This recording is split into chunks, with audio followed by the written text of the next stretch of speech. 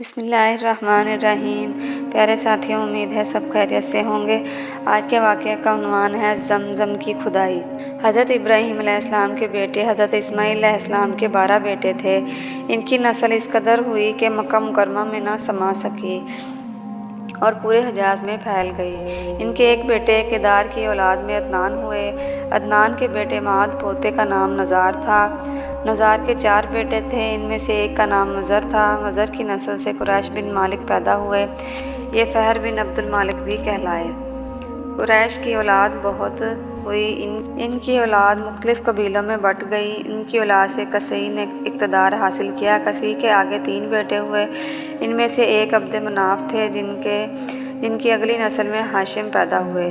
ہاشم نے مدینہ کے ایک سردار کی لڑکی سے شادی کی۔ ان کے یہاں ایک لڑکا پیدا ہوا، اس کا نام شیبہ رکھا گیا۔ یہ پیدا ہی ہوا تھا کہ ہاشم کا انتقال ہو گیا۔ ان کے بھائی مطلب مکہ کے حاکم ہوئے۔ ہاشم کا بیٹا مدینہ منورہ میں پرورش پاتا رہا۔ جب مطلب کو معلوم ہوا کہ وہ جوان ہو گیا ہے تو بھتیجے کو لینے کے لیے خود مدینہ گئے۔ اسے لے کر مکہ مکرمہ پہنچے تو لوگوں نے خیال کیا یہ نوجوان ان کا غلام ہے۔ مطلب نے لوگوں کو بتایا یہ ہاشم کا بیٹا اور میرا بھتیجا ہے۔ اس کے باوجود لوگوں نے اسے مطلب کا غلام ہی کہنا شروع کر دیا۔ اس طرح شیبہ کو عبد مناف کہا جانے لگا۔ انہیں عبد المطلب کے یہاں ابو طالب، حمزہ، عباس، عبداللہ، ابو لہب، حارث، زبیر، زرار اور عبد الرحمن پیدا ہوئے۔ ان کے بیٹے عبداللہ سے ہمارے نبی حضرت محمد صلی اللہ علیہ وسلم پیدا ہوئے۔ عبد المطلب کے تمام بیٹوں میں حضرت عبداللہ سب سے زیادہ خوبصورت، سب سے زیادہ پاک دامن تھے۔ عبد المطلب کو خواب میں زمزم کا کنواں کھودنے کا حکم دیا گیا، یعنی حضرت اسماعیل علیہ السلام کے کنویں کو۔ اس کنویں کو قبیلہ جرہم کے سردار مزاز نے پاٹ دیا تھا۔ قبیلہ جرہم کے لوگ اس زمانہ میں مکہ کے سردار تھے، بیت اللہ کے نگران تھے۔ انہوں نے بیت اللہ کی بے حرمتی شروع کر دی۔ ان کا سردار مزاز بن عمرو تھا، وہ اچھا آدمی تھا۔ اس نے اپنے قبیلے کو سمجھایا کہ بیت اللہ کی بے حرمتی نہ کرو، مگر ان پر اثر نہ ہوا۔ جب مزاز نے دیکھا کہ ان پر کوئی اثر نہ ہوتا تو قوم کو اس کے حال پر چھوڑ کر وہاں سے جانے کا فیصلہ کیا۔ اس نے تمام مال و دولت، تلواریں، زرہیں وغیرہ خانہ کعبہ سے نکال کر زمزم کے کنویں میں ڈال دی اور مٹی سے اس کو پاٹ دیا۔ کنواں اس سے پہلے ہی خشک ہو چکا تھا، اب اس کا نام و نشان مٹ گیا۔ مدتوں یہ کنواں بند پڑا رہا۔ اس کے بعد بنو خزاعہ نے بنو جرہم کو وہاں سے مار بھگایا۔ بنو خزاعہ اور قصی کی سرداری کا زمانہ اسی حالت میں گزرا۔ کنواں بند رہا یہاں تک کہ قصی کے بعد عبد المطلب کا زمانہ آ گیا۔ انہوں نے خواب دیکھا، خواب میں انہیں زمزم کے کنویں کی جگہ دکھائی دی اور اس کے کھودنے کا حکم دیا گیا۔ حضرت علی سے روایت ہے کہ عبد المطلب نے بتایا میں حجرہ اسود کے مقام پر سو رہا تھا کہ میرے پاس ایک آنے والا آیا۔ اس نے مجھ سے کہا طیبہ کو کھودو۔ میں نے پوچھا طیبہ کیا ہے، مگر وہ کچھ بتائے بغیر چلا گیا۔ دوسری طرف رات کو پھر خواب میں وہی شخص آیا، کہنے لگا برہ کو کھودو۔ میں نے پوچھا برہ کیا ہے، وہ کچھ بتائے بغیر چلا گیا۔ تیسری رات میں اپنے بستر پر سو رہا تھا کہ پھر وہ شخص خواب میں آیا، اس نے کہا مسنونہ کھودو۔ میں نے پوچھا مسنونہ کیا ہے، وہ بتائے بغیر چلا گیا۔ اس سے اگلی رات میں پھر بستر پر سو رہا تھا کہ وہی شخص پھر آیا اور بولا زمزم کھودو۔ میں نے اس سے پوچھا زمزم کیا ہے، اس بار اس نے کہا زمزم وہ ہے جس کا پانی کبھی ختم نہیں ہوتا، جو حاجیوں کے بڑے بڑے مجموعوں کو سیراب کرتا ہے۔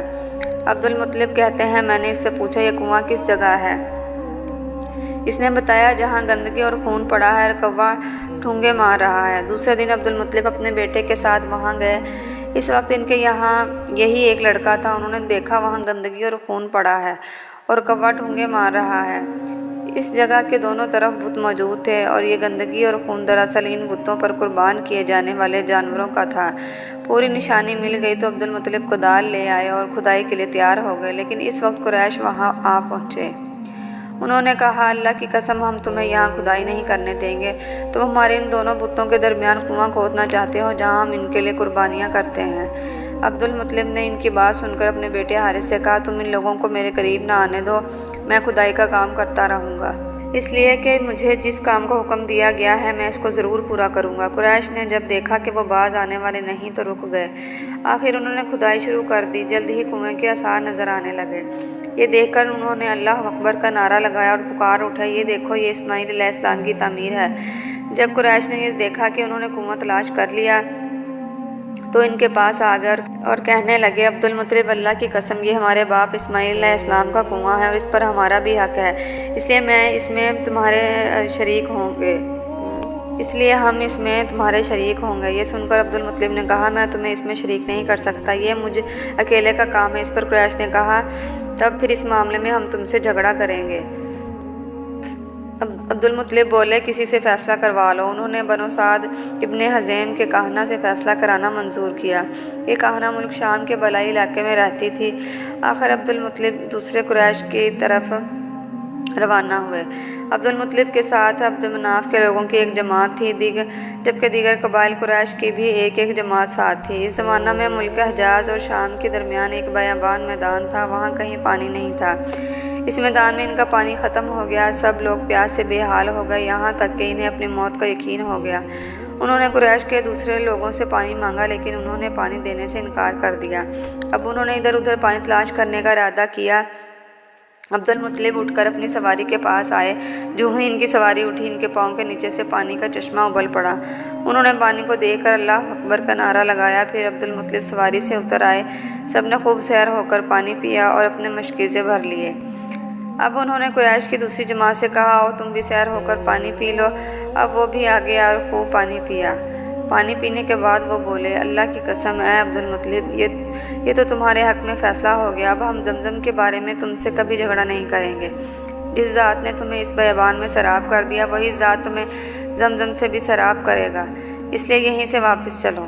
اس طرح قریش نے جان لیا کہ اللہ تعالیٰ عبد المطلب پر مہربان ہے، لہٰذا ان سے جھگڑنا بے سود ہے اور کاہنہ کے پاس جانے کا کوئی فائدہ نہیں۔ چنانچہ سب لوگ واپس لوٹے۔